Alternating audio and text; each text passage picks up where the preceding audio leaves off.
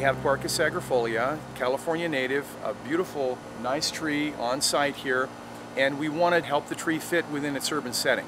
We've got low branches that interfere with the play area for children.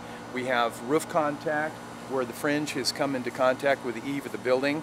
There's a little bit of an accumulation of dead wood within the canopy. These are very simple targeted cuts, but they're occasionally needful on a tree of this nature.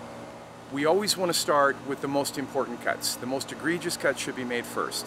The dead wood, broken wood, diseased wood, the target cuts, tunnel pruning for power lines, roof contact, space considerations, those are our targeted cuts, and we try to get the biggest and most important cuts first as we bring the tree into focus and help it perform appropriately on the urban setting.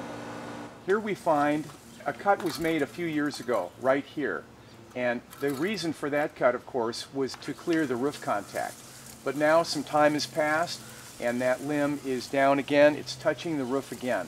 So we don't have a good lateral to go to near the edge of the building, so we're going to follow this back to our compound, back within the canopy of the tree.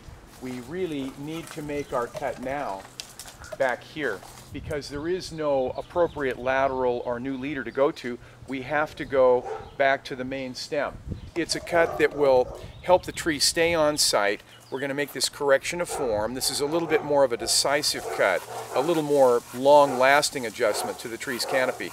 So we're going to go ahead and make that cut now, but we're going to take it off in pieces because we don't want anything to come down and cause harm or peel bark. And I'm going to assist. There we go, safely down. Now we can make our final cut. I'm going to go about 3/4 of the way through. There we go. Now I'm going to bring the blade down and treat it. We've waxed our blade. So now we're going to come in and make our final finish cut right there in that last little swoop. To prevent tearing bark, we try to get it in one cut. There we go. And we have treated that end grain by waxing the side of the blade where we've made our excision. Well, as we see here, we've got an understory branch which is rather sparse and scrappy and isn't going to be part of the tree's final form. So we're going to go ahead and excise this branch as well. We're going to take the weight off first. We're going to go ahead and make this finish. There, got the weight off. Now we can go ahead and make our finish cut. We're going to stay just outside the branch collar. We want to be square to the stem. There we are, about 3/4 of the way through, and we're going to paint the blade again. This allows us to treat the wound very quickly and easily without time-consuming climbing. Here we go. Now we have a slight projection from the trunk, but we're not worried about that because as the trunk expands and swells, it'll swallow this branch collar. But meanwhile, we've left the smallest wound that we can for the tree, the easiest wound for the tree to heal.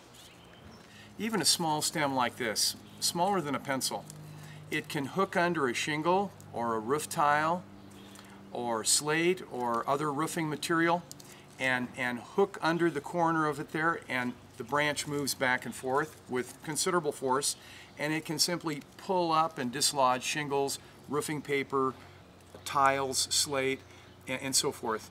Even on roll roofing, back and forth movement can abrade the mineral right off the roofing paper and finally end up with damage to the roof and a potential leak. So even small contact like this can be an issue, and so we try to just keep a nice safe clearance from the building of the tree. A little at a time is the best way to do it. That way we're not making big, aggressive, disfiguring cuts, but just corrective adjustments to train and tame the tree to help it fit within its urban setting. When roof contact becomes really advanced, like a large lateral limb from an oak that has this character of the slowly descending lateral limbs, finally you can have a large, thick, massive limb actually in contact with the roof, right across the ridge beam of the roof. And again, movement of the air, the wind, that branch will rise and fall and start thumping on the roof. This, of course, can cause serious damage. This is maybe a tree that's been ignored for a long time, and then finally when attention is given, you find that maybe you have a 6, 8, 10 inch, we've seen even 20-inch diameter limbs laying right across the ridge beam of the peak of a roof, threatening the building with serious structural damage. So we don't want to let it go that far. We want to be timely with our adjustments so that we don't have to make large, aggressive, disfiguring cuts to the tree. This tree is still relatively young, so all of our cuts that we're making now are corrective. They're training cuts. We're teaching the tree where it can go and where it can't go by what we take and what we leave. Every meristem tip, every leader is a vein of circulation, a vein of elongation, and the tree will go where there's space for it, where there's light for it, and where we allow it to go. Even small cuts can direct a tree's energy and teach it where it can and cannot go.